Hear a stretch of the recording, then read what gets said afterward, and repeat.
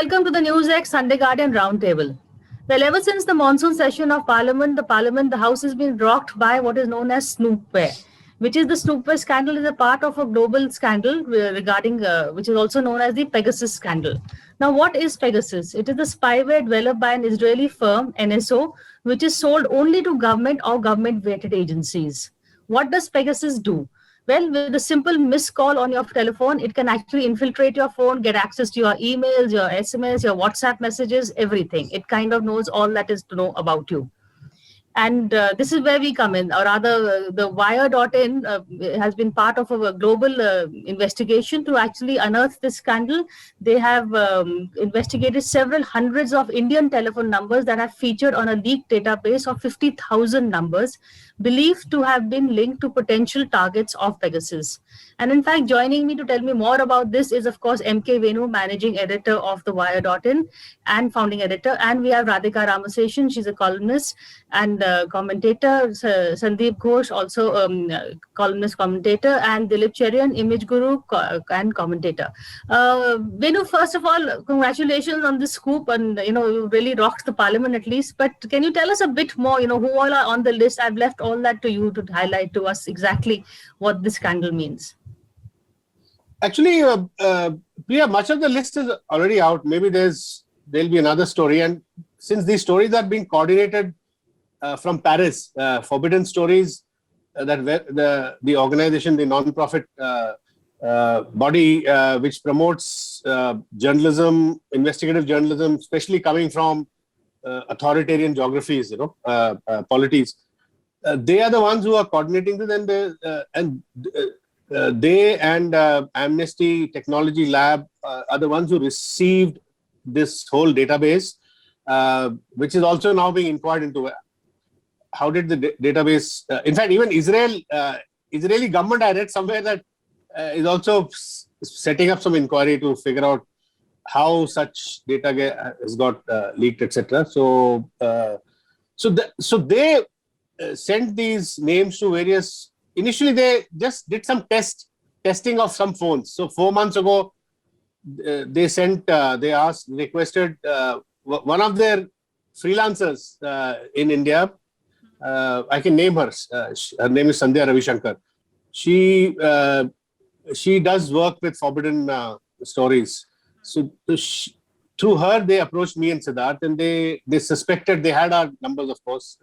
So they did some sample tests. So they asked us to give our numbers, and I was initially very, very skeptical. Like anybody, all the citizens that we tried to approach, whose names were there. But then Siddharth was far more kind of confident. So I went along with Sid. I said, "Chalo, let's give our phones, as in not physically, but the basic anatomy of the image of the phone." And we found that we were infected. So, and they must have done something similar in other geographies, and then this whole media partnership thing began. Washington Post in US, Le Monde in France, Guardian, and such like in 17 countries. So that's how this began. And the difficult part, Priya, was they would give the numbers in the database, but to call those people and to persuade them to offer their phones for testing. So why I'm saying this is, the only defense that this government today has is, nobody's denying that there's this database. Even the NSO, the Israeli company, doesn't deny that there's a database. Of course, they say that not all are for Pegasus purpose. For Pegasus surveillance, there are many names for other purposes. This is what they've written in the legal communication to us. But other purposes, they don't define, right? So they call it some HLR, lookout, whatever services. These are mired in technical terms. So anyway, but we know the nature of NSO. It is essentially a military kind of spyware software producing organization. So the government is only on this question of how much have you tested. So we, as a media organization with limited resource, even Forbidden Stories, we could only do a limited sample, right? They've done 37 overall. They found 37 to be infected overall, and of which in India it is 10. We tested about 21, found 10 to be infected. So as Edward Snowden said, that's a 50% strike rate, right? So I mean, it's not a small strike rate.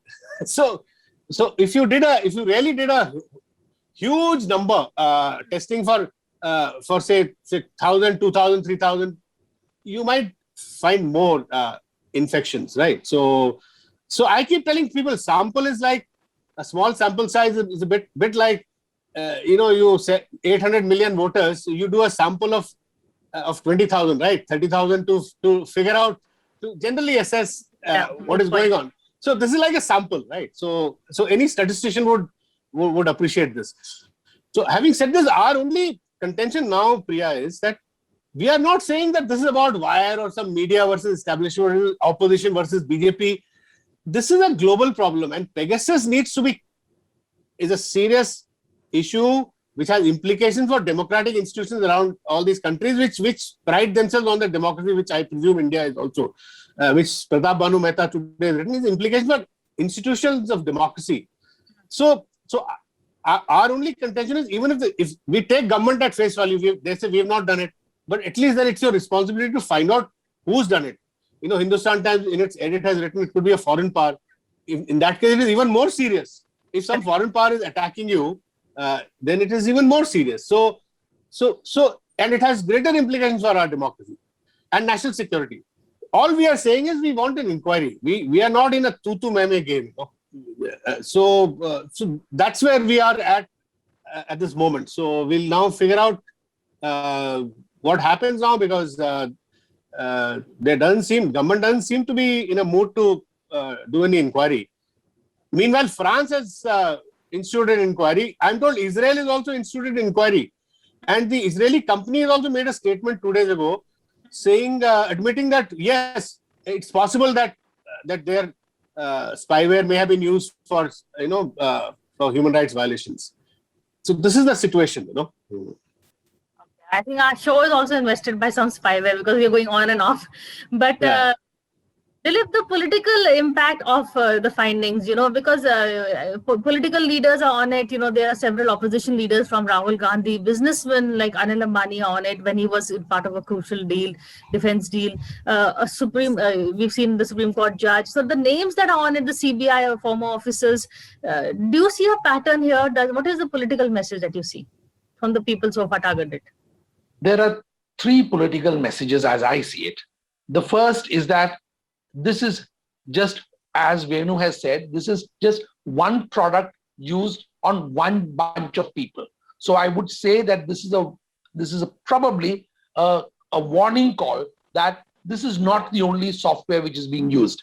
There are other software which, for example, can simultaneously attack your phone and hack into your laptop. There are variations of these software produced by a variety of companies. We are only talking about Israeli software company, part of the military industry establishment. That's the first thing. So there are more software and there are more people on more lists. That's one. Second, is this new? No, it is not new. There has been surveillance of various kinds, but of this scale and scope across countries, the same software, 50,000 people, I doubt it has been used. Any other software has been used with this kind of spread across the globe. So the threat to democracy is significant. The third political message is that opposition leaders at the moment know and are aware that they are being watched, monitored, etc. But this kind of invasiveness, where their cameras can be compromised, their microphones can be compromised, means that a lot of what they have said, I spoke to two leaders who said that, look, over the last few years, there's hardly anything that we say in the presence of our phones. So I think that even though they have been in this fear regime, I think that this coming out has opened up the doors onto bureaucrats, people who are going to be ministers, but were bureaucrats at that time or not bureaucrats at that time, intelligence officers. Of course, businessmen is a whole different story. The political implication of businessmen is that you do not know who has analyzed the data that Pegasus has actually thrown out. Pegasus has thrown out a huge volume of data. Can you imagine looking at every call that Venu has had, what he has spoken, every SMS, every WhatsApp? Meaning, I don't think that even with the humongous budgets, which have now been revealed as part of the National Security Organization, some organizations' budgets have also come out today. I don't think that they would simply have the manpower to do this. So who was doing the analysis? Was it done in Israel? Was it contracted out to vendors? In which case, will these vendors be giving it to other private individuals? What do we know? I'll stop here. Or was an artificial intelligence used, AI?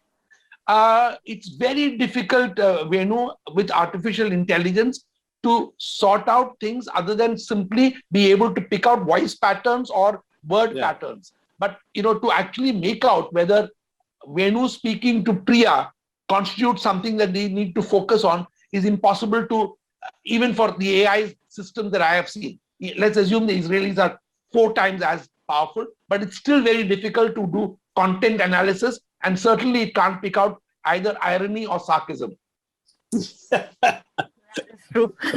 Good point. Radhika, are you how do you interpret the government's reaction? We saw the press release given out by the minister. They took a loophole in the NSO's statement, and they said that, not all numbers are, the NSO had said that not all numbers in the database have been investigated, but they have taken the latter half. You know what they've done, the government. So how do you take the government's reaction? Government's reaction has predictably been ham-handed, like they do with every crisis. Yesterday, you had a junior minister, Meenakshi Lekhi, addressing the press, where she said that Amnesty has denied, that the findings or the revelations are untrue. And Amnesty issued a statement in no time, which has since not been denied or even endorsed by the government. Government is obviously not going to accept it. So you had a ham-handed set of reactions from the government. I think the IT minister's statement was ripped apart in one of the houses by TMC member. I mean, TMC has been unusually aggressive. So I do not expect the government now or in future to come up with any kind of considered, honest response. France has reacted in a particular way, but those are sophisticated democracies. We are not.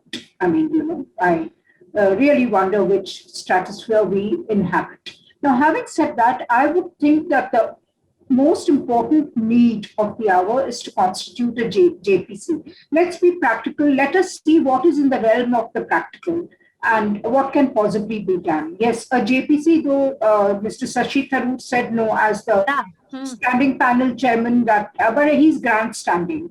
Let there be a JPC. We've had JPCs on very important political and controversial political issues. They did eat something at the end of the day. Let it be a cross-party thing, I mean, we'll have others to kind of input.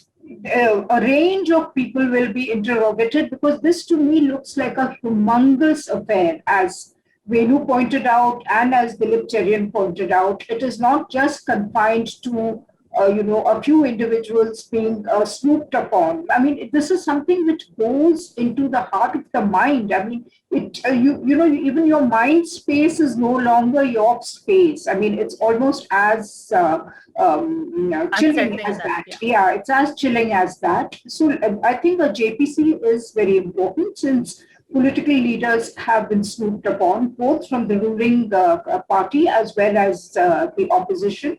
In fact, we've had a gamut today. Anil Ambani's name has figures in the list. Alok Verma, I mean, that is also disturbing. Of course, you've had the Ranjan Gogoi's victim earlier, which was absolutely. I'm going to interrupt you, Radhika, and get Sandeep, and also because we need to take a break also.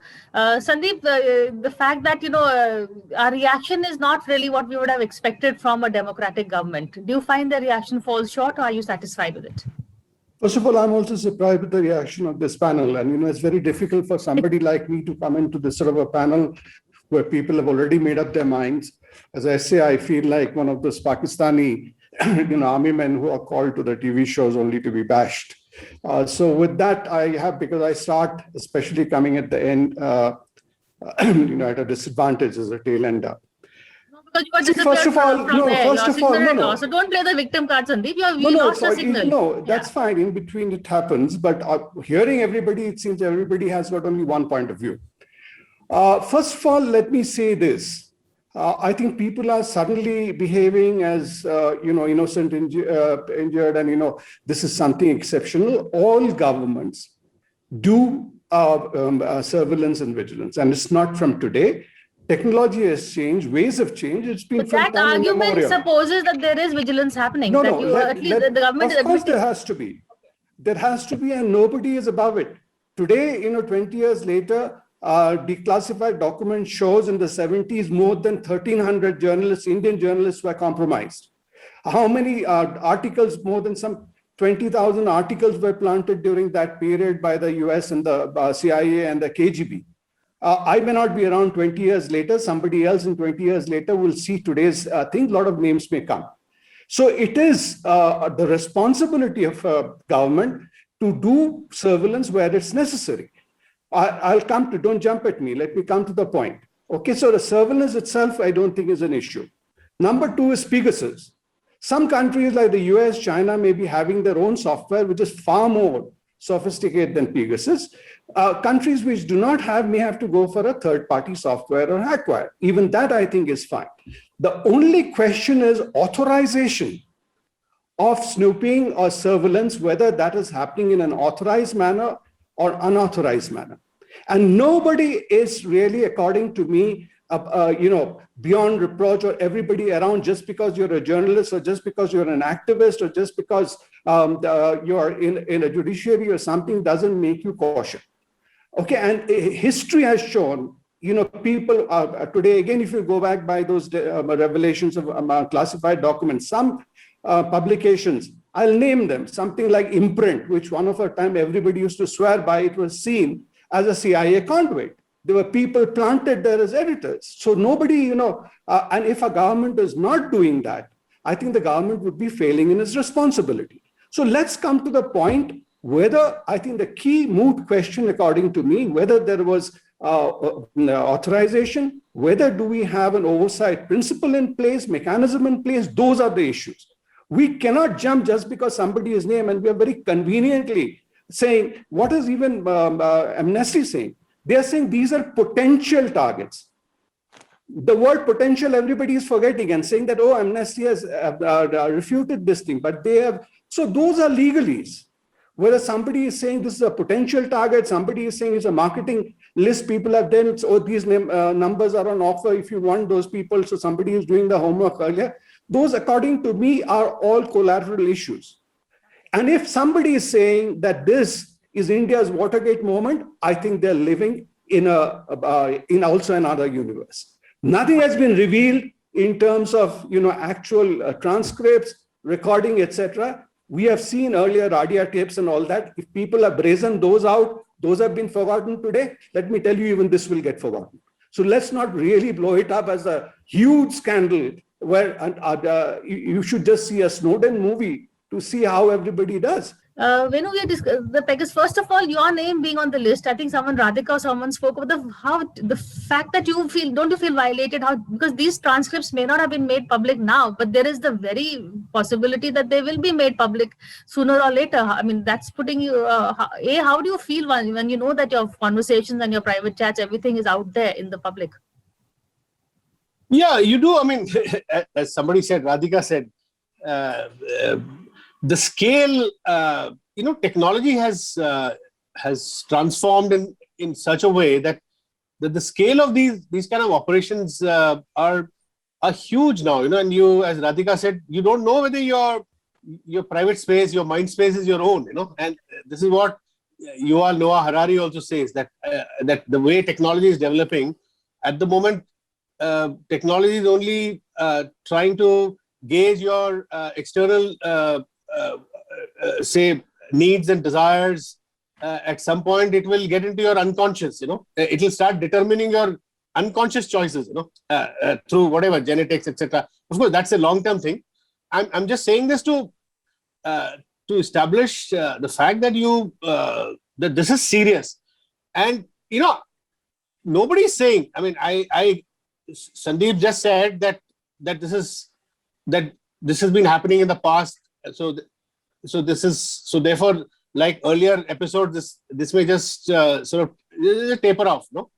Now, what I am saying that in earlier episodes there have been inquiries, and all that we are saying is there should be, if the government says that it has not done it, and if it is happening, even lawyers have said, senior lawyers, that there needs to be an inquiry, and even a case lies in the Supreme Court, invoking fundamental rights.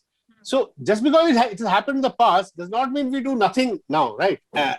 Especially considering that the scale and scope. That's nobody's case, Venu. Let me be very clear. Everybody is saying there has to be an investigation. So just don't jump and say, okay, government has been doing. So I myself mentioned whether the surveillance is authorized, unauthorized. That is precisely I know.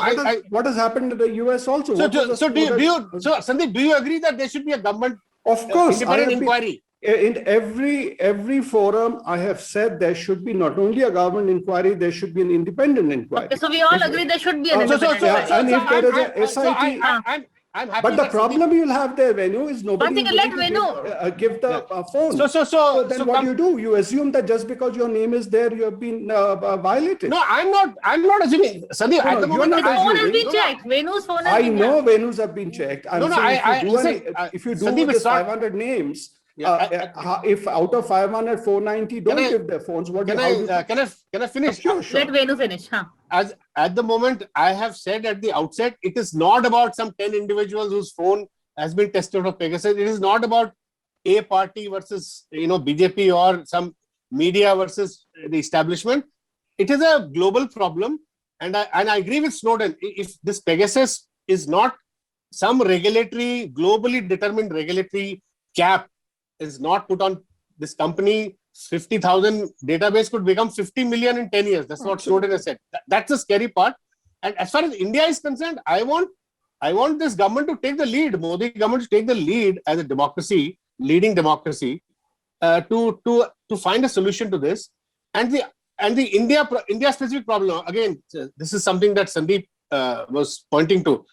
The real issue is, what sort of oversight mechanisms are there? Absolutely. Today, Justice Krishna has made a statement that if the privacy, the IT privacy policy were in place, things would have been different. Number two, Priya, the most dangerous thing in our legal system today, which I have been repeating, I've written about, like in other democracies where the phone interception, legitimate interception in national security interest, which is needed, is cleared by an independent judicial authority. In India, we still have a set of bureaucrats sitting and clearing it.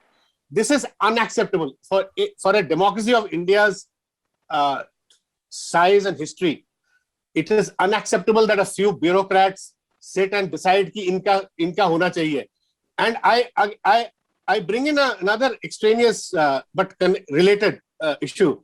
The new media law, the amendments to the IT Act, because it's linked to the IT Act also puts 5-6 joint secretaries as in charge of deciding whether an online, what content is kosher and what is not kosher. Who the hell are these bureaucrats to decide? Yeah, the INB secretary has given himself powers under Rule 16, emergency power it is called, to determine whether a content, online news content is taken down without informing the publisher. I read these regulations along with what is happening in Pegasus. I think it's an existential crisis for media. That's a separate issue. We lose our ability to say, write what we want to. If such laws are in place, somebody will come and really sort of completely steamroll us, and our freedoms. I think that's the bigger issue. It's not just media, Venu. I'll take a minute. Sorry quickly, to interrupt. Sandeep. Quickly, very quickly. It's not just media, it's everybody. I totally take your point about the authorization bit of it. And that is exactly what the Snowden issue happened in the US, because before Obama, there was this issues raised, and his point was Obama came back and he did trifle little about getting the thing regularized. So it is here. whether it's as you are saying, whether me and the private individual, somebody is in the media, somebody in judiciary, you have to have an effective mechanism. 3 months ago, Rajasthan government did it, brazened it out, and later on it figured out, yes, they did it. And who's questioning that? So this will be done by anybody and everybody, and we have to have a system in place. Yeah, it's an institutional change. About that.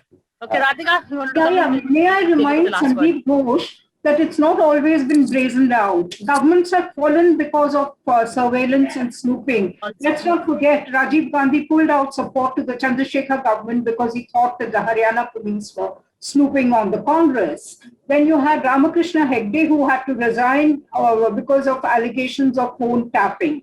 So let's not think that it can be brazened out. It should not be brazened out because it is incumbent on the political class, on all politicians, to find out who has authorized it. And if indeed it is the government that has authorized it, it is very, very serious, regardless of what the BJP says, regardless of whether they brazen it But out. why can't the government authorize it? Now, Why one can't second, the let me. government Other issues. No, this is, let's separate it from Hindutva and No. whatever. What This is a Hindutva? standalone No, Tawa. issue. It is very serious. No, let me Why emphasize. can't the It is government very authorize serious. it? They have to have a justification for authorizing it, which has to be. So let the JPC be constituted and find out, you know, How can they, let there not be a government investigation, please. Let there not. For a government Last word to Dilip Charian. No, hang on. I agree, SIT Radhika and under Sandeep, we've got Supreme your points, but let's I give have never Dilip the last said word. government And I I would really, say- yeah, Dilip, come. I would say that the only thing that we need to pay attention to is that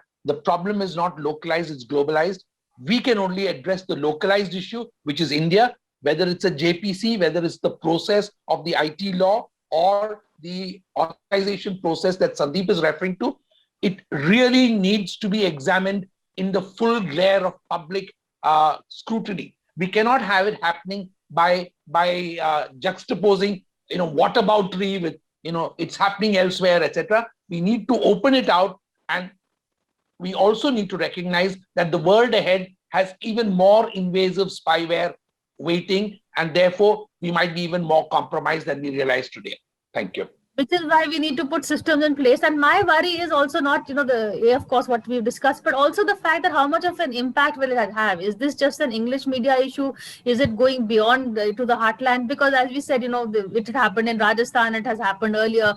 Are we now so blasé as a society that we just say, this is something that politicians do and, as someone said, brazen it out and live with it?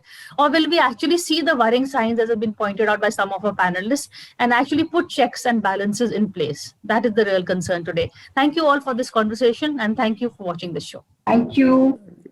For more such videos, subscribe to the NewsX YouTube channel, hit the bell icon.